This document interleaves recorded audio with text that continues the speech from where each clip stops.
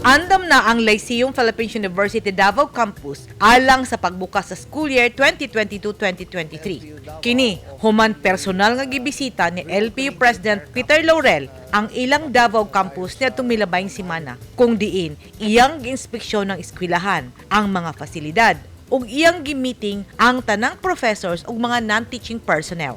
Sumala ni LAUREL, we are going to be ready when we open school. It will be a hybrid model. Ibig sabihin, may online, at the same time, may face-to-face, particularly for laboratory subjects. Yung kailangan i-demonstrate yung skills and competence, as well as certain subjects, especially the professional subjects. So it will be the best of both worlds, both the face-to-face and a online. So magiging hybrid model. matod ni LAUREL, ilang gihatag sa taga Mindanao ang oportunidad sa usa ka dekalidad nga edukasyon tungod kay ang mga dagkong lidere sa nasud nagikan sa Mindanao ug sa Davao City. Give to the island of Mindanao the level of quality of education. Kasi we see that our Vice President is now also a former mayor of Davao. We see na Davao will continue to play an important role all over the Philippines, and we hope to be part of the growth of Mindanao through Davao City. Gisaysay ni LAUREL ngang dekalidad nga edukasyon anaan na sa Mindanao ug dinhi sa dakbayan sa Davao sa LPU. Ug kini ang misyon sa LPU nga dili na moadto sa kauluhan ang tagalaing rehiyon nga mga estudyante aron ilang makuha ang kurso nga ilang gidamgo. We're inviting those in the island of Mindanao that we're going to have our graduation on July 22.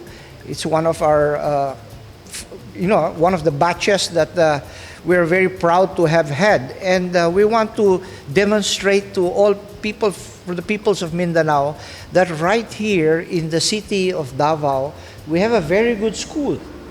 Okay, it's not cheap, but it's not also very expensive, and yet we'll have the quality, the facilities. We invite them to come to see for themselves and see what LPU Davao has to offer the island of Mindanao.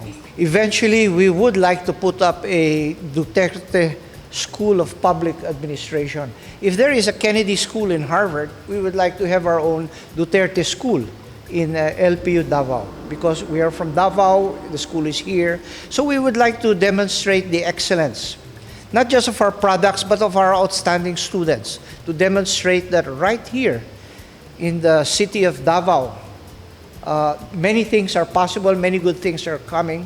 We feel that the economy will be opening up this coming year. I mean, in some way, because of the oil prices, there is a lot of difficulties. The war in Ukraine, the Taiwan issue, all of these things are concerning. But yet we look to the future with optimism, that despite the difficulties, that positive mindset, that we will be able to make sure that learning still continues during a time of pandemic. And despite difficulties, we are optimistic about the future of Davao City and in fact the entire Philippines. Matod ni LAUREL na ilhan ng LPU sa kalidad sa ilang mga kurso ug ilang gipasigarbo ang ilang eskwelahan kay matod niya ang LPU campuses. Lakip na niini ang LPU Davao Campus, usa ka lugar kung diin maabot sa mga estudyante ang edukasyon ug kurso nga sagad didto lang mahatag sa mga universidad ug kolehiyo sa Manila. Kompleto ang pasilidad sa LPU Davao ug kanunay nga ilang gipasigarbo ang ligasiya sa maayong edukasyon alang sa atong mga kabataan. Edith Kaduayan, News 10 Philippines. Stay safe!